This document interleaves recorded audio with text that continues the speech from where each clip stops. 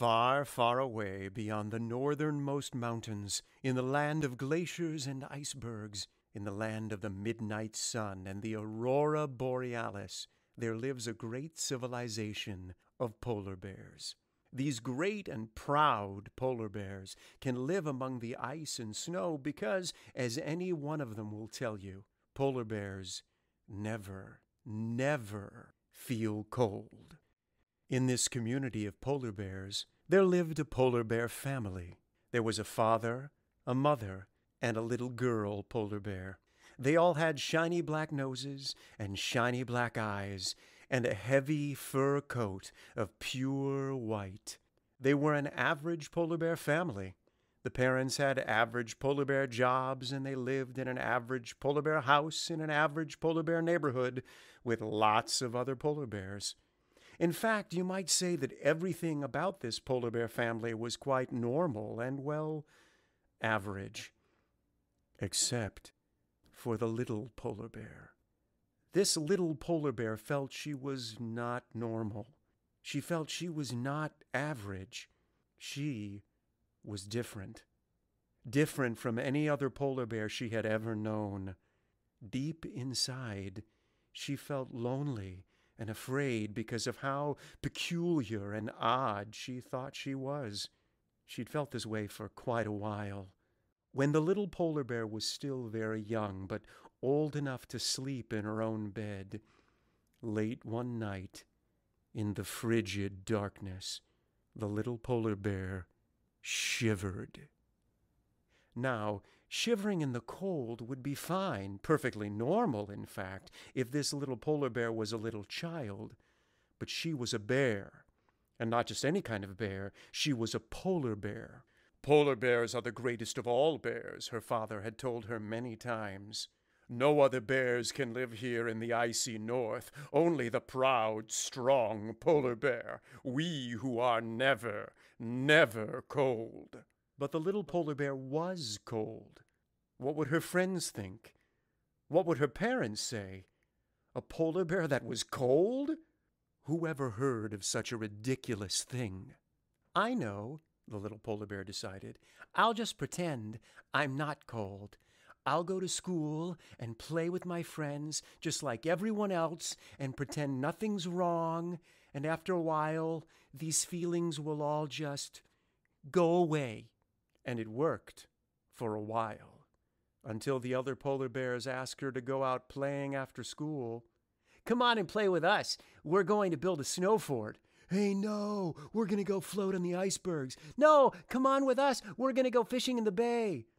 No, I can't, said the little polar bear. I've got to get going on my homework. Ah, come on. No, I can't. Are you afraid, little bear? You're a baby, aren't you? Fraidy bear, little one's a fraidy bear. Nuh-uh, the little polar bear protested. But the other cubs ran off to play without her. They don't understand. Gosh, I can't play or swim or fish. What if one of those guys sees my teeth rattle? What if they see me shiver? What if they find out that I'm cold? The little polar bear felt she had no choice but to spend more and more time alone. Days passed, and Mother began to notice a change in her little bear. The little polar bear would spend hours by herself in her room with the door shut. She didn't want to be touched or hugged. She hardly talked at all. Mother's happy and healthy cub had slowly become a sad and distant one. Mother began to worry. Was she sick? Why did she not want to play with the other bears? Did they pick on her? Mother remembered when she was a little polar bear.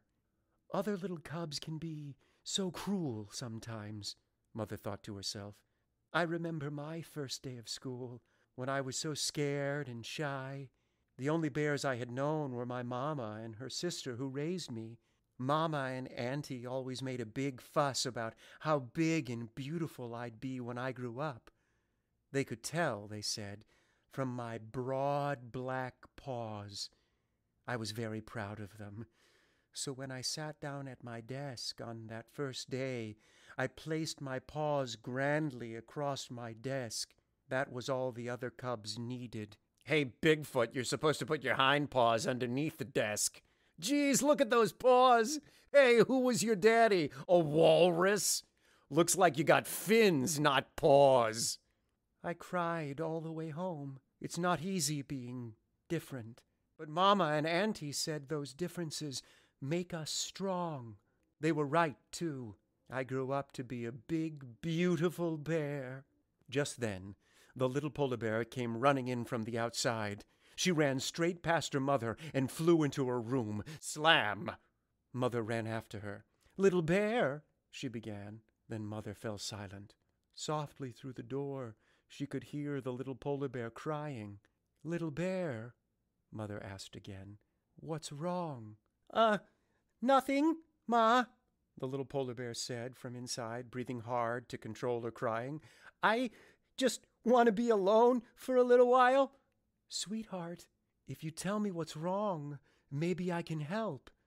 The little polar bear could feel the chill in her room. Shivers shot through her little body.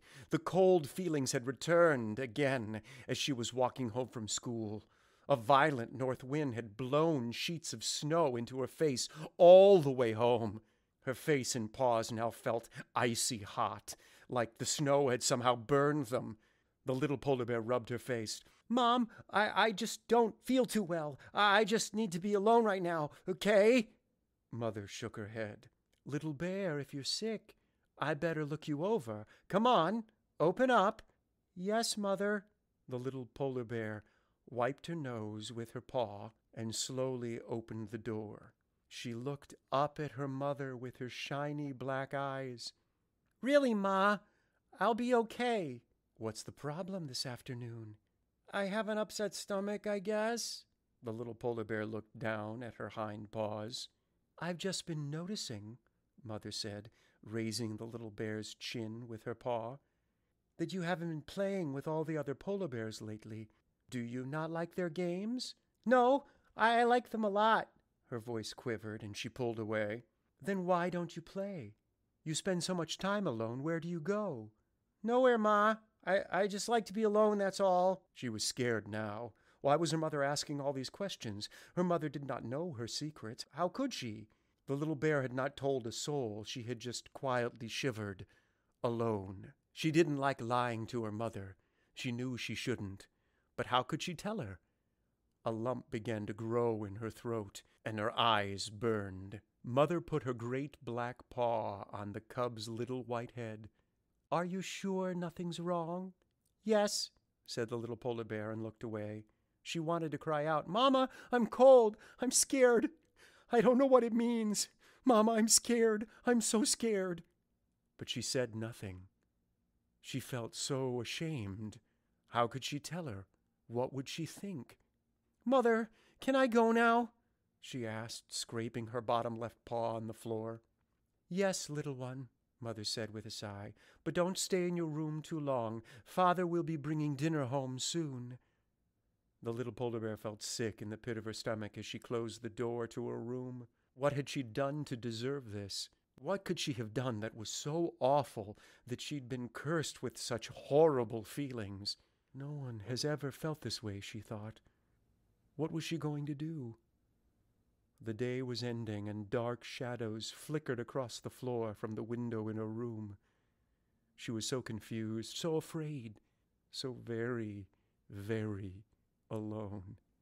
Finally, she could stand it no longer. She knew what she had to do. Father arrived, and Mother met him at the door. Sweetheart, she began, something's bothering our little bear. She came home crying, and she's been moping around alone for days. Father handed her the fish he had brought. I know she hasn't been playing as much as she used to. Have some cubs been picking on her? I'm not sure. She won't tell me a thing. I try to talk to her, and she's just silent. I don't know what's wrong, but I'm very concerned about her. It's not good for her to be alone so much. We'll talk to her about it right after dinner, but let's not us say anything. Father said, rubbing his nose to Mother's. Let's give her a chance to speak up herself. If she doesn't, I'll squeeze it out of her. Probably just some boy cub teasing her. Mother smiled weakly and walked away from Father into the kitchen. She suspected something more than teasing was bothering the little polar bear. Later that evening, after a quiet little polar bear had sat through most of dinner poking at her fish, she finally spoke. "Mother, Father," she began, her little voice cracking, "I have something to tell you, and it isn't very nice." "What's wrong, little one?" her father asked, winking at Mother. "What's been troubling you? You haven't spoken a word since I got home." "I was afraid to, Father." "Afraid of what, sweetheart?" Mother asked tenderly, stroking the hair on the little bear's white face. "Something's happened, something that isn't nice." The small bear's paws trembled and she looked at the floor. "Has something gone wrong at school? What's happened?" Father said, still smiling, thinking how cute the little one was, looking all upset. Finally, the little bear looked up into her father's eyes and began. "I didn't mean to, Father." She looked away again. "I just have these feelings." The little polar bear stopped. She could feel the big lump in her throat again. Her eyes began to swell and burn in their sockets. She quivered in her chair. Tears streamed down her furry cheeks. The little polar bear buried her face in her paws. "I'm cold," she said. Mother sat expressionless. Father fell silent, and his eyes shut tight. The little polar bear began to sob. "I'm sorry, Father. I let you down, I know. I didn't mean to. It just happens." The little polar bear was crying now, hard. "I'm sorry. I didn't mean to." Outside, snow began to fall. A steel-cold wind snapped against the sky. Big, blustery billows of snow shot across the frozen tundra. Outside the polar bear's house, you could only hear the fierce whistling of the wind. No one, except Mother and Father Polar Bear, heard the confused and painful cries of a frightened little polar bear. "Stop it, little one, stop," Father said at last, flatly. The chair Father was sitting in suddenly felt hard and uncomfortable to him. He looked at the floor. Cold? How could she be cold? Polar bears are never, never cold. "Little polar bear," Father almost whispered, "polar bears are the greatest of all bears, because we are the only ones that can live in the icy cold north." His voice trailed off. The little polar bear was beginning to control her sobs. She could taste salt on her lips. Her eyes were fixed at the floor. Her throat felt sore and raw. "My little one, why do you think you are cold?" asked Mother. Still, Mother's face was expressionless. Her eyes seemed to look nowhere. "It happens late at night. Sometimes when I try to play with the other bears, but today it happened as I walked home from school." "No, little bear, no," her father said sharply. He spoke very quietly, very controlled. His shiny black eyes looked nervously around the room. "You will go to your room. Think about what you've told us. Think hard about it, little one. Then after you've thought about it, we'll decide what to do." Mother nodded her head quietly. The little polar bear pulled herself down from her chair. Her whole body felt weak. She could no longer cry. Her black eyes felt dull. With her shoulders sunk and her body almost too heavy to carry, she stumbled to her room. She sat alone on her cold bed, the bed where the feelings had first come to her. "A polar bear is never, never cold." Those words swam across her mind. She breathed hard. "What am I going to do?" she said. "What am I going to do?" Father said at last to Mother. "A little polar bear that's cold? Where have I gone wrong? What have I done?" "Stop that now," Mother said, very close to his face. "No one has done anything." "But she said she's cold. A polar bear is not cold. What will we do with her? Send her away?" "No one is going anywhere," Mother said. "We must try to sympathize and understand." The darkness in the little polar bear's room seemed to press against her. She shivered in the cold. No, no, no! I must stop this, but how? A polar bear is not cold, but I am cold, and I am a polar bear. I am. I know I am just like all the other polar bears in every other way. I have a shiny black nose and shiny black eyes, and I have a coat of white fur. It's just that I'm cold, that's all. I'm just cold. The little polar bear was alone in the darkness, yet somewhere deep inside her, she did feel a little better. Somehow, by saying it out loud, she didn't feel so alone. At least now her parents knew, and maybe after a while they could talk about her feelings together. At least now her feelings were no longer a secret. Father stared at the dining room wall. How could I ever understand? Granddad taught my dad taught me. We're better than all other bears, better than all other mammals. We stay here when the sun goes away for the winter. We don't hibernate. We don't feel cold. We don't even shiver. I always thought of those animals that migrate to the warmer south as cowards. How can I understand what I've always been taught to hate? Mother sighed deeply. She was quiet for a moment. Then, have you never admired the beauty of those animals that are here only for the days of the midnight sun? Perhaps they aren't cowards because they feel cold and don't stay for the dark time of the year. Maybe they just know of a different kind of beauty, a different kind of place we don't understand. There's nothing wrong with them. They are only different. No matter how she feels, she is a polar bear and our cub. We must love her, all of her. Father knew she was right. What do we do now? He asked. Polar bears only live here in the north. We can't stand the heat of the south. Suddenly he had an idea. We'll build a special shelter for her. Then he stopped. We could send her away to... He stopped again. I can only think of things that would separate our little one from us. That can't be the answer. No, it can't, Mother agreed. The little polar bear peeked around the corner. Father, Mother, she began. The two great white bears looked across the room at her. I've thought hard about everything, but I'm still cold. I'm sorry. No, little one, Father said with a sigh. You must never be sorry about how you feel. Feelings are just part of you, just like you are a polar bear. Father looked at Mother.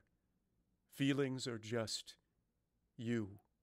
Little bear, we want to help you feel better, but we're not sure how, Mother said, smiling.